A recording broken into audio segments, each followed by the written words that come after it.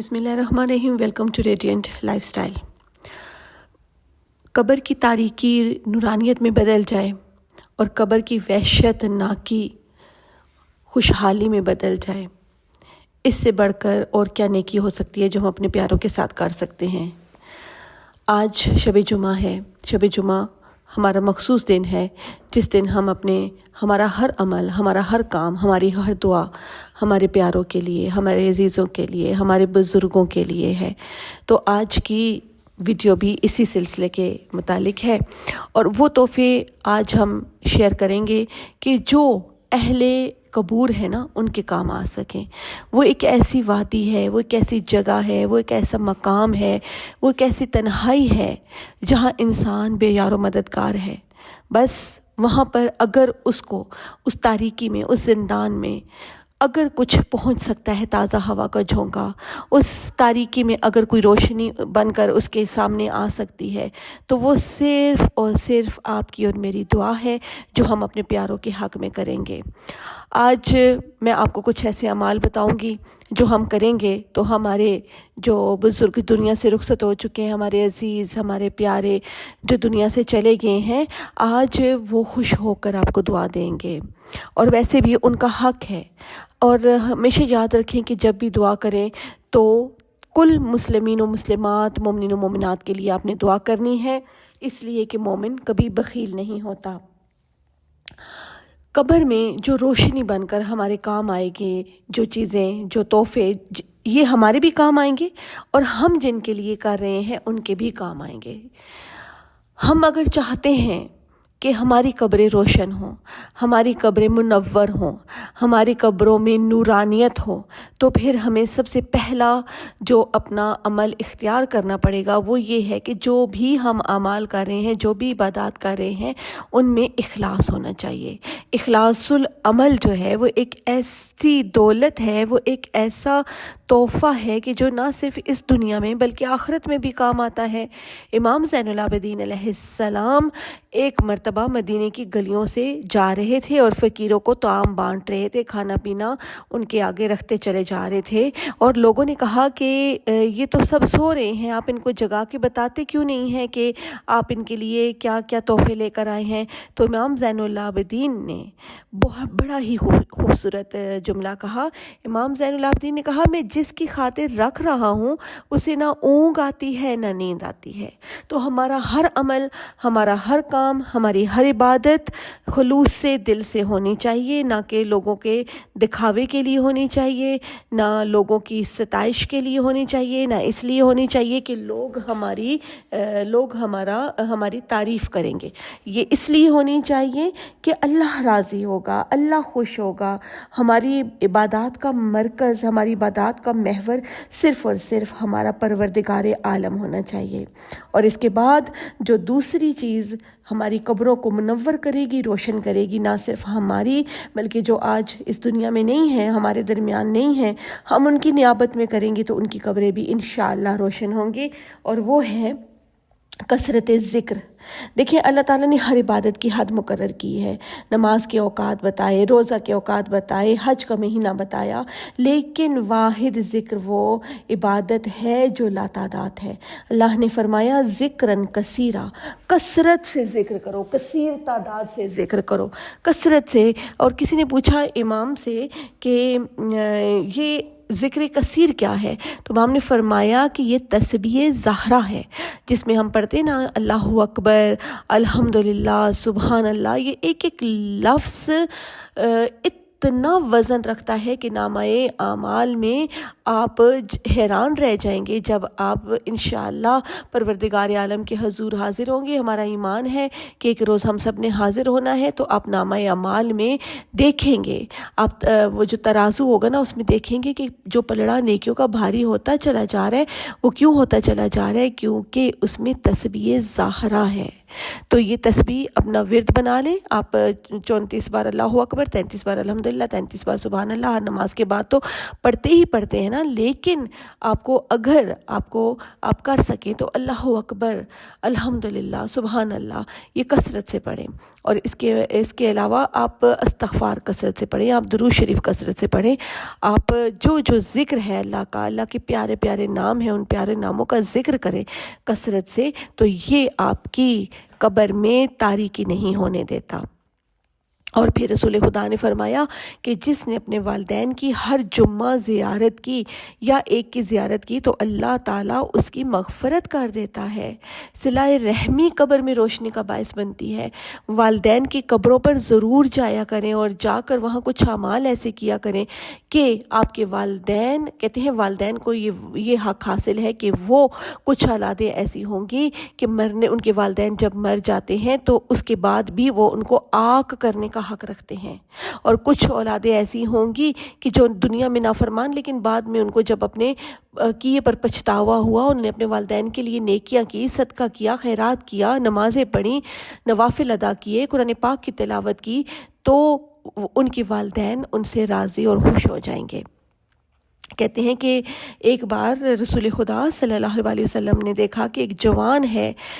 جس پر نزاع کا عالم طاری ہے اور اس کا سانس نہیں نکل رہا، تو رسول خدا نے فرمایا کہ تم پڑھو لا الہ الا اللہ۔ اب جب کہا لا الہ الا اللہ تو وہ جو جوان تھا، وہ جو لڑکا تھا، وہ پڑھ نہیں پا رہا تھا، تو رسول خدا نے فرمایا کہ اس کی ماں کو بلاؤ۔ جب ماں کو بلایا گیا تو رسول خدا نے فرمایا کیا تم اس سے ناراض تو نہیں ہو؟ تو اس نے کہا ہم تو 6 سال ہو گئے ہم نے آپس میں بات بھی نہیں کی۔ تو رسول خدا نے فرمایا تم اس کو معاف کرو، جب تک تم معاف نہیں کرو گی تب تک اللہ اس سے راضی نہیں ہوگا، اور نہ ہی یہ کلمہ پڑھنے کا حقدار ہوگا، اور نہ اس کی زبان پر کلمہ طیبہ کا ورد جاری ہوگا۔ آپ دیکھیں کہ والدین کس قدر اہمیت کے حامل ہیں کہ اگر وہ ناراض ہیں تو اللہ آپ سے ناراض ہے، اگر وہ آپ سے خوش ہے تو اللہ آپ سے خوش ہے، اللہ اور اس کا رسول آپ سے خوش ہے۔ اور آج اپنے جن کے والدین حیات ہیں، میں دعا کرتی ہوں کہ پروردگار عالم انہیں صحت و سلامتی، عمر خضر عطا فرمائے، اور جن کے والدین اس دنیا سے چلے گئے ہیں یا جن کے پیارے اس دنیا سے چلے گئے ہیں، آج کی شب ان پیاروں کو دعا میں یاد کرنے کا وقت ہے۔ یاد رکھیے شب جمعہ ایک دن مخصوص کر لینا آپ، ایک دن اگر ہم جمعرات کو کچھ اس میں ہو سکتا ہے کہ اختلاف کریں کہ ہم صرف جمعرات کو ہی کیوں، آپ ہر روز ان کے لیے دعا کریں، آپ ہر روز ان کے لیے مغفرت والدین کی نماز پڑھیں، آپ ہر روز ان کے لیے صدقہ کریں، یہ تو بہت ہی اچھی بات ہے۔ لیکن اگر جو لوگ نہیں کرتے، جو بھولے ہوئے ہیں، جو بھٹکے ہوئے ہیں اپنے راہ سے، وہ کم سے کم آج کے دن تو آج ایک دن ایک پل تو ایسا مخصوص کر لیں کہ جس میں وہ اپنے پیاروں کو یاد کریں۔ آج جن کی وجہ سے وہ ہیں، جن کی وجہ سے ان کی شان و شوکت ہے، جن کی وجہ سے ان کا حسب نسب ہے،